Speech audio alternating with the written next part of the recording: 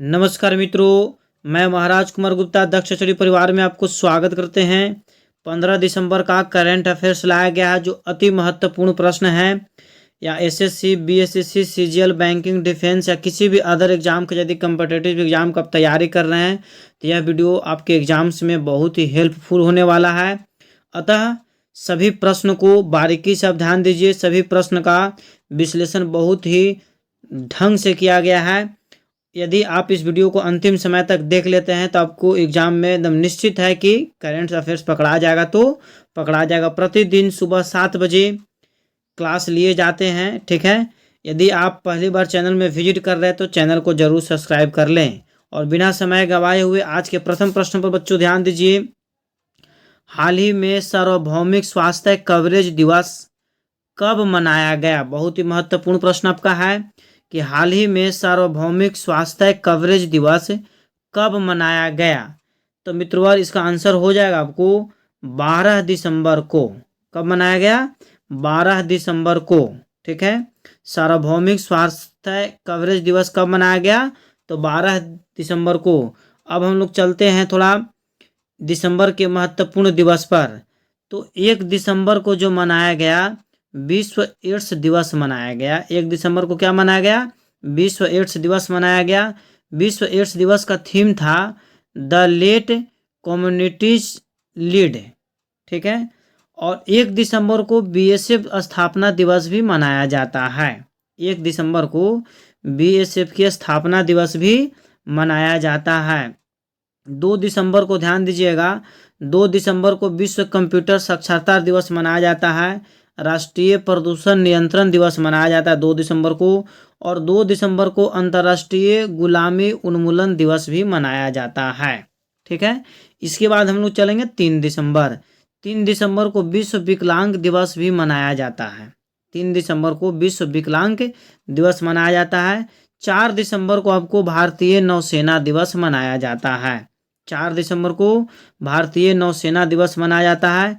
5 दिसंबर को विश्व मृदा दिवस या राष्ट्रीय स्वयंसेवी दिवस मनाया जाता है। बहुत ही महत्वपूर्ण प्रश्न है कि 5 दिसंबर को विश्व मृदा दिवस या राष्ट्रीय स्वयंसेवी दिवस मनाया जाता है।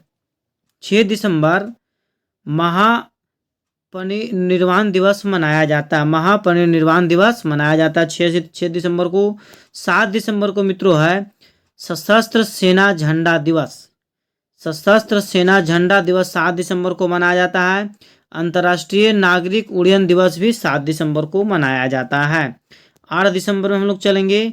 8 दिसंबर को बोधि दिवस मनाया जाता है। 9 दिसंबर को अंतर्राष्ट्रीय भ्रष्टाचार विरोध दिवस मनाया जाता है। और 10 दिसंबर को मानवाधिकार दिवस मनाया जाता है। बहुत ही महत्वपूर्ण प्रश्न आपका है कि 10 दिसंबर को मानवाधिकार दिवस मनाया जाता है। 11 दिसंबर को अंतर्राष्ट्रीय पर्वत दिवस मनाया जाता है। 11 दिसंबर को अंतर्राष्ट्रीय पर्वत दिवस या फिर यूनिसेफ दिवस भी 11 दिसंबर को ही मनाया जाता है। ये आपको दिसंबर मंथ के 1 से लेकर 11 तक कौन कौन से दिवस मनाए जाते हैं आपको सूचित कर दिया गया। नेक्स्ट प्रश्न पर ध्यान दीजिए। हाल ही में किस देश ने पृथ्वी पर सबसे गहरी प्रयोगशाला शुरू किया है? अल्टरनेट देखिए देशे है, इसे आपको ऑप्शन से पता चल जाएगा कि हाल ही में किस देश ने पृथ्वी पर सबसे गहरी प्रयोगशाला शुरू किया है। इसका मित्रवर आंसर हो जाएगा चीन। क्या हो जाएगा? चीन ने सबसे गहरी प्रयोगशाला शुरू किया है। मैंने पृथ्वी से 2400 मीटर गहरी, 2400 मीटर मैंने पृथ्वी से 2400 मीटर गहरा में यह एक जो है प्रयोगशाला का निर्माण कार्य शुरू किया है। कौन? तो चीन किया है। अब थोड़ा सा हम लोग चीन के तथ्यों पर थोड़ा सा ध्यान देंगे बारीकी से। चीन ने दुनिया का पहला 4थी पीढ़ी का परमाणु रिएक्टर शुरू किया। नंबर 2, चीन ने दुनिया का सबसे तेज इंटरनेट लॉन्च किया। नंबर 3 है कि फिलीपींस ने चीन के बेल्ट एंड रोड इनिशिएटिव से बाहर निकलने की घोषणा की, ठीक है। अगला पॉइंट है कि चीन ने झाओ जिंग को अफगानिस्तान में अपना नया राजदूत नियुक्त किया। अब हम लोग चीन के थोड़ा सा बातों पर ध्यान देते हैं। चीन से रिलेटेड हिस्ट्री। कहने का मतलब है कि चीन की राजधानी कहाँ है। तो चीन की राजधानी आपका बीजिंग है। चीन की राजधानी कहाँ है? बीजिंग है। और चीन का जो राष्ट्रपति है शी जिनपिंग है। चीन के राष्ट्रपति कौन है? शी जिनपिंग है। अगला प्रश्न है कि हाल ही में भारत और किस देश के बीच संयुक्त सेना अभ्यास विनबैक्स 2023 शुरू हुआ? हाल ही में भारत और किस देश के बीच संयुक्त सैन्य अभ्यास का नाम है विनबैक्स 2023 शुरू होगा? तो रूस, अमेरिका, वियतनाम और इनमें से कोई नहीं। तो इसका आंसर मित्रों हो जाएगा वियतनाम। क्या हो जाएगा? वियतनाम हो जाएगा। यह जो शुरू हो रहा है 11 दिसंबर से लेकर के, ठीक है, 21 दिसंबर तक चलेगा। 11 दिसंबर से लेकर के 21 दिसंबर तक चलेगा। अब हम लोग वियतनाम देखिए, मैप में आपको नज़र आ रहा है। वियतनाम की राजधानी जो है हनोई है। वियतनाम की राजधानी क्या है? तो हनोई है। वियतनाम का जो करेंसी है वियतनामी डोंग है। वियतनाम की करेंसी क्या है? वियतनामी डोंग। तथा वियतनाम के वर्तमान समय में पीएम कौन है? तो फाम मिन चिन। फाम मिन चिन। अगला प्रश्न पर मित्रों ध्यान देंगे कि हाल ही में किसे COP28 शिखर सम्मेलन में गेम चेंजिंग इनोवेटर अवार्ड मिला है? ठीक है, हाल ही में किसे COP28 शिखर सम्मेलन में गेम चेंजिंग इनोवेटर अवार्ड मिला है? तो इसका आंसर बच्चों हो जाएगा डॉक्टर अतुल शाह को। किनको मिला है? डॉक्टर अतुल शाह को। थोड़ा सा हम लोग ध्यान देंगे मुख्य बिंदु पर। विस्थापित बच्चों को शिक्षित करने के लिए अब्दुल्लाही मीरे ने UN नानसेन पुरस्कार जीता है। अगला पॉइंट पर ध्यान देंगे कि सत्यजीत रे लाइफ टाइम अचीवमेंट अवार्ड से माइकल डगलस को सम्मानित किया गया। शिक्षा के लिए वाइज पुरस्कार सफीना हुसैन ने जीता है। शिक्षा के लिए वाइज पुरस्कार सफीना हुसैन ने जीता है। अगला पॉइंट है कि 2023 का बुकर पुरस्कार पॉल लिंच को दिया गया। 2023 का बुकर पुरस्कार पॉल लिंच को दिया गया। अगला पॉइंट है कि नेशनल मेटलर्जिस्ट अवार्ड से डॉक्टर देवाशीष भट्टाचार्य को सम्मानित किया गया। अगला पॉइंट है कि पंजाबी साहित्य के लिए धाहान पुरस्कार पाने वाले पहली महिला हैं। पंजाबी साहित्य के लिए धाहान पुरस्कार पाने वाली पहली महिला हैं। नेक्स्ट प्रश्न पर मित्रों ध्यान दीजिए।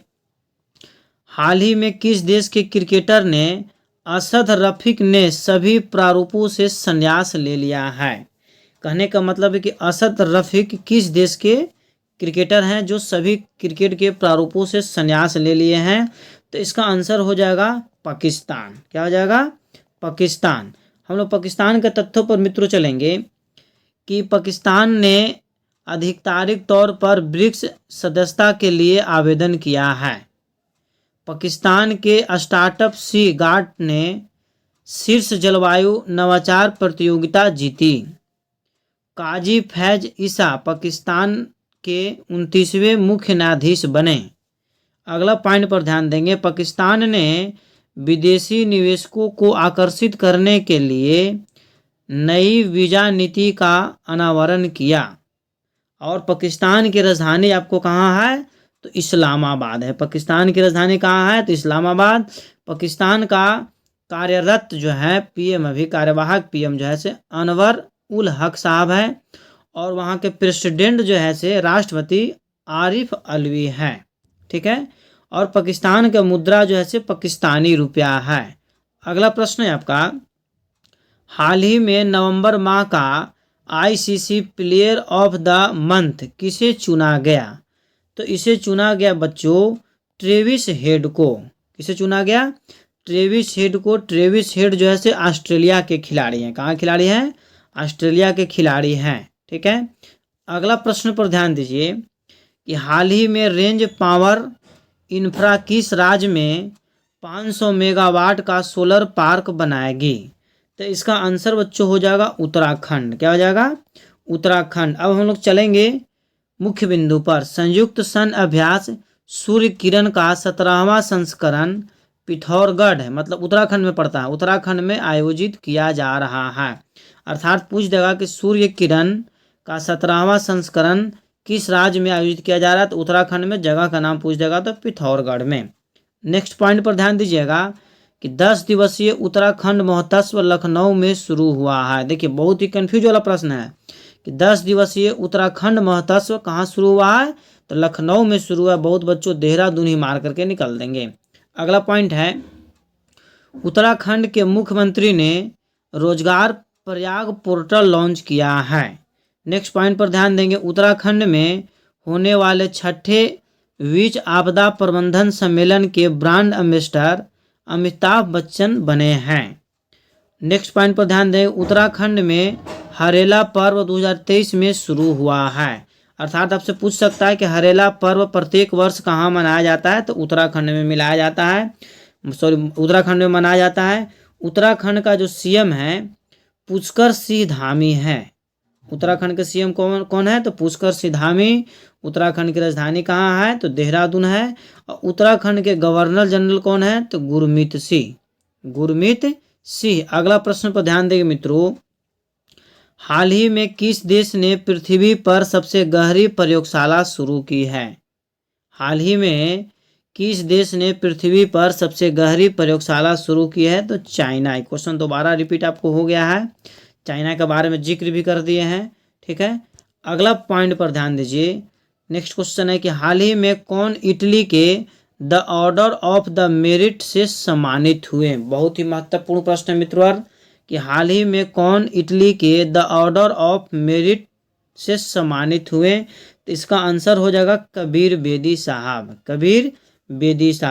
ठीक है, इस प्रकार की वीडियो प्रतिदिन देखने के लिए चैनल को आप जरूर सब्सक्राइब कर लें। डेली सुबह 7 बजे करंट अफेयर्स डाले जाएंगे। यदि आप पीडीएफ चाहते हैं तो इस नंबर पर आप हमें व्हाट्सअप कर सकते हैं। ठीक है, आपको तत्काल पीडीएफ निःशुल्क प्रोवाइड करवा दिया जाएगा। ठीक है, एक और चीज़ यहाँ पर हेडिंग में जब आपको क्वेश्चन है, डोनाल्ड टस्क कहाँ के पीएम चुने गए हैं, इसका आंसर आपको कमेंट्स में देना है कि डोनाल्ड टस्क कहाँ के पीएम चुने गए हैं। ठीक है, तब तक के लिए आप स्वस्थ रहिए, मस्त रहिए। एक बार प्रेम से बोलिए भारत माता की जय।